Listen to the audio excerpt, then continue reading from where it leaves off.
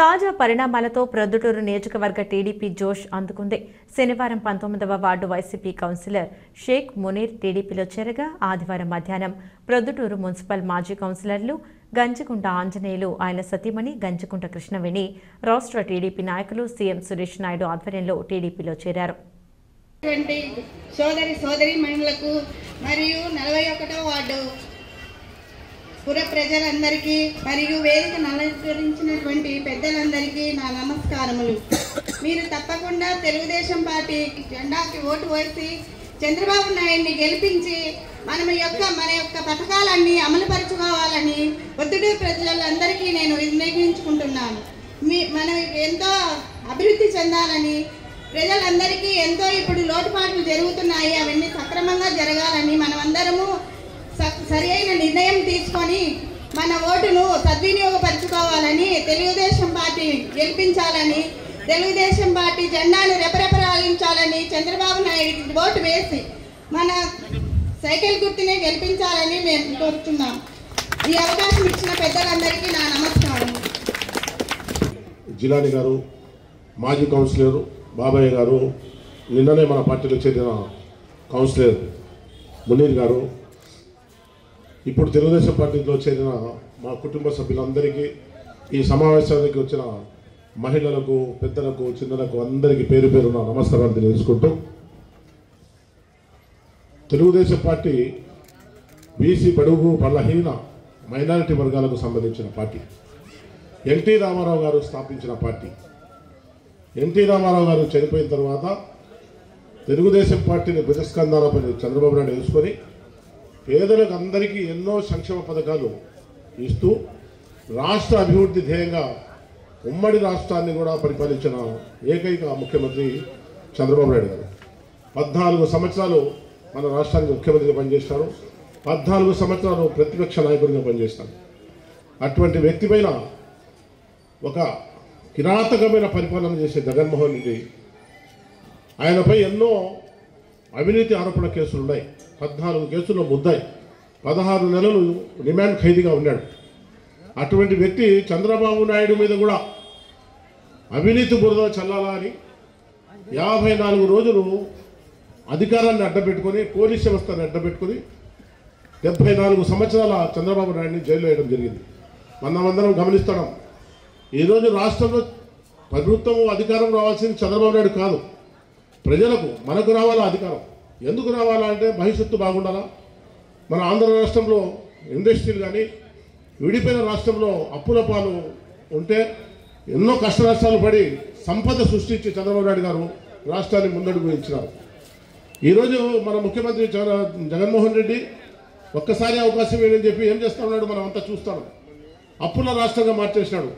8 లక్షల కోట్ల అప్పు అయింది. ప్రజలకు అంతో ఇంతో ఇస్తా మిగతాదంతా దోచేస్తూ ఉన్నారు.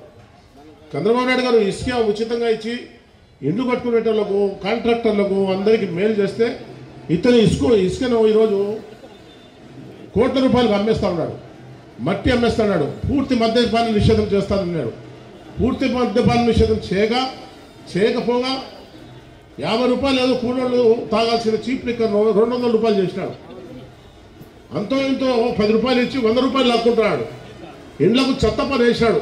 కరెంటు ఛార్జీలు పెంచినాడు, ఆర్టీసీ ఛార్జీలు పెంచినాడు. ఇట్లా చెప్పుకుంటా పోతే అన్నీ పెంచడమే తప్ప ఆయన తగ్గించింది, ప్రజలకు సాయం చేసింది ఏమీ లేదు. నిత్యావసర సరుకులన్నీ పెరిగిపోయినాయి. 500 రూపాయలు గ్యాస్ సిలిండర్ ఉంటే ఈరోజు 1150 రూపాయలు గ్యాస్ సిలిండర్ ఉంది. ఇవన్నీ మనం గమనించి మనకు ఏ ప్రభుత్వం అయితే మేలు చేస్తుంది, ఏ ప్రభుత్వం అయితే మనం బాగుంటాము, మన పిల్లల భవిష్యత్తు బాగుంటుంది, ఆంధ్ర రాష్ట్రానికి ఏం అవసరమో ఎవరైతే చేస్తారో. ఇప్పుడు ఒక దొంగ ముఖ్యమంత్రి ఉన్నాడు, జగన్మోహన్ రెడ్డి దొంగ.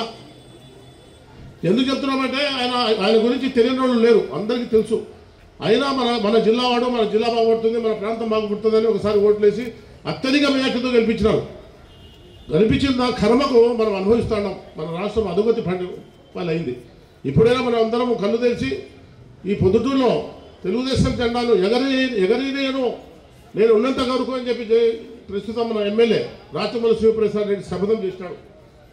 పొద్దుటూరు పట్టణము రాచమల్లి శివప్రసాద్ రెడ్డి వాళ్ళ నాయనదా? పొద్దుటూరు పట్టణము రాచమల్లి ప్రసాద్ రెడ్డిదా? ఆయనే ఎమ్మెల్యేగా ఉండాలా?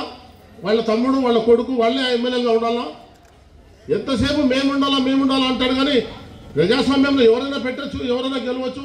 ప్రజలు ఎవరిని ఆశీర్వదిస్తే వాళ్ళే ఎమ్మెల్యేలు అవుతారు. కాబట్టి అతని అహంభావం పొద్దుటూరులో నేను బతికినంత వరకు తెలుగుదేశం పార్టీ జెండాను ఎగరనీయను అని సవాల్ ఇస్తున్నాడు. ఆ సవాల్ను మనం అందరం స్వీకరించి నువ్వు ఏందిరా ఎగరనిచ్చకపోయేది, తెలుగుదేశం పార్టీ జెండాను మేము రెపరెపలాడిస్తాం పొద్దుటూరులో అని చెప్పి మనమంతా శపథం చేయాలని, మనమందరము బీసీ బడుగు బలహీన మైనారిటీ వర్గాలకు చెందిన వాళ్ళమంతా తెలుగుదేశం పార్టీ వైపు ఉండాలని, తెలుగుదేశం పార్టీ జెండాను ఎగరవేయాలని ఈ సందర్భంగా మీ అందరికీ తెలియజేసుకుంటూ ఈరోజు గంజిగుట్ట ఆంజనేయులు గారు కృష్ణమ్మ గారు పార్టీలోకి చేయడం ఎంతో సంతోషం. పాత వాళ్ళు ఆమె కౌన్సిలర్గా పనిచేసినారు. ఈ ఆంజనేయులు గారు కూడా 2 సార్లు కౌన్సిలర్గా పనిచేసినారు. వార్డు అభివృద్ధి మేము చైర్మన్ కొన్నప్పుడు ఎంతో అభివృద్ధి చేసినాడు. మళ్ళీ తెలుగుదేశం పార్టీ అధికారంలోకి వస్తే మీ ప్రాంతమంతా మీ నాయకులను వెంట మేము ఉండి వాళ్ళకు సహకారం అందిస్తూ ఈ ప్రాంతమంతా అనేక రకాలుగా అభివృద్ధి చేస్తామని చెప్పి ఈ సందర్భంగా మీ అందరికీ తెలియజేసుకుంటూ సెలవు తీసుకుంటాను. జై తెలుగుదేశం, జై చంద్రబాబు నాయుడు, జై నారా లోకేష్. నాకు ఇంత అభిమానంగా నా కోసం వచ్చిన వాళ్ళందరికీ మీకు అందరికీ శిరస్సు ఉంచి నమస్కరిస్తున్నాను. ముఖ్యంగా ఈరోజు తెలుగుదేశం పార్టీ జెండా పొద్దుటూరులో ఎగరదన్నారు. ఈరోజు ఎగిరికి చూపిస్తాము పొద్దుటూరులో జెండా.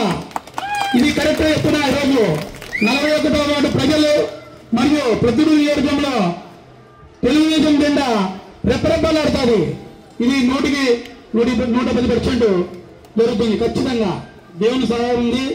దేవుడు వరమిస్తున్నాడు. ఇప్పుడు చల్లటి గాలి కూడా వస్తుంది. కనుక మీరందరూ ఇక్కడ చూసినట్టు ప్రతి ఒక్కరి పేరు నమస్కారాలు. ముఖ్యంగా తెలుగుదేశం పార్టీలో చేరిన కారణం ఏమంటే గత ప్రభుత్వాల్లో కొన్ని ఇళ్లకు న్యాయం జరిగింది, కొన్ని ఇళ్లకు న్యాయం జరగలేదు. ఇప్పుడు మన చంద్రబాబు గారు ఖచ్చితంగా నిరుపేద కుటుంబానికి ప్రతి ఒక్కరికి హాస్పిటల్ ప్రభుత్వనేమి, పింఛన్ అయితేనేమి, గతంలో చిన్న ఆపరేషన్ చేస్తే 20,000 అయితే సీఎం ఇంటి పని వస్తున్నాయి. డైరెక్ట్ ప్రతి ఒక్కరు వస్తున్నాయి. ఇప్పుడు అది ఇంతకుముందు గతంలో లేదు. ఇప్పుడు మళ్ళీ మన చంద్రబాబు గారు రావాలి. ఆరోగ్యశ్రీలో కానీ మరి చిన్న ఆపరేషన్ సంబంధించినవి కానీ, కంటి ఆపరేషన్ కానీ, పంటి ఆపరేషన్ కానీ, అపెండిక్స్ కానీ అలా దొరికిన ఇప్పుడు ప్రతి ఒక్కరికి మన ప్రభుత్వం వస్తే 100 రూపాయలు అందరికీ ఈ లబ్ధిదారు పొందుతారు. కనుక మీరందరూ దయచేసి ప్రతి ఒక్కరూ తెలుగుదేశానికి ఓటు వేసి వేయించి గెలిపించాలని కోరుతూ నేను సెలవుస్తున్నాను. జై తెలుగుదేశం, జై చంద్రన్న, జై శ్రీ రమేశన, జై ముత్తేరన్న, జై లింగారెడ్డి సార్, జై మిట్టుపల్లి ప్రభాకర్ గారు. లింగారెడ్డన్న గారికి, ఈరోజు పార్టీలో చేరిన గంజిగుంట వీరాంజనేయులు గారికి, కృష్ణవేణమ్మ గారికి, అలాగే మిత్రుడు గౌరవనీయులు మాజీ మున్సిపల్ చైర్మన్ ముక్తార్ గారికి, నిన్ననే పార్టీలో చేరిన మునీర్ అహ్మద్ గారికి, ప్రభాకర్ రెడ్డి రాజపాలెం మండల ఎక్స్ ప్రెసిడెంట్ గారికి, జనసేన నాయకులకు, సైనికులకు అందరికీ, తెలుగుదేశం పార్టీ ఇచ్చేసినటువంటి తెలుగుదేశం పార్టీ మీద అభిమానం చూపుతూ ఇక్కడికి ఇచ్చేసినటువంటి కార్యకర్తలకు, మహిళా సోదరీమణులకు అందరికీ కూడా నా హృదయపూర్వక కృతజ్ఞతలు తెలుసుకుంటూ, ప్రత్యేకంగా ఈరోజు మేము అంజీ అని ముద్దుగా పిలుస్తాము, ఆంజనేయుల పేరు, అతని ఆధ్వర్యంలో తెలుగుదేశం పార్టీలో చేరిన మిగతా ఈ వార్డు పెద్దలకు అందరికీ కూడా ప్రత్యేక ధన్యవాదాలు తెలియజేసుకుంటున్నా.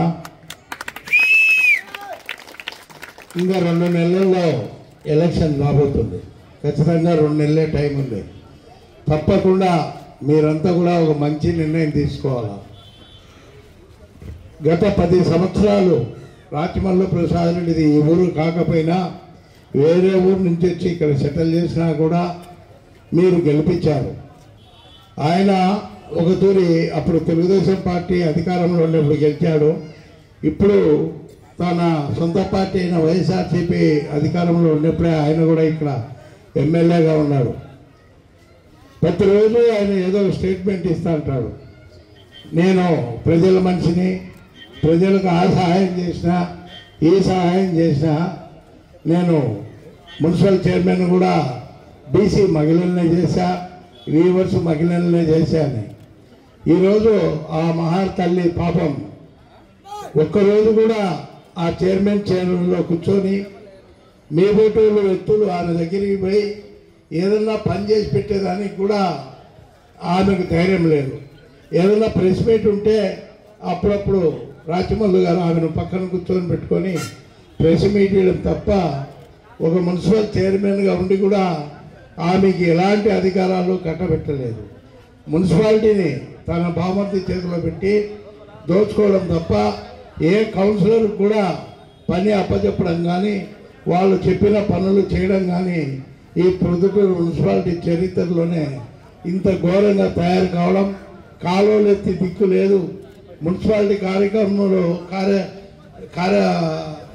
కార్మికులు బంద్ చేసినా కూడా ప్రభుత్వము బలవంతంగా వాళ్ళు బెదిరించి వాళ్ళ ఉద్యోగాలు తీసేస్తామని చెప్పేసి బెదిరించి మళ్ళా ఉద్యోగాలు వాళ్ళకు కల్పిస్తామని చెప్పేసి మళ్ళా వాళ్ళతోనే పని చేయించడం జరిగింది.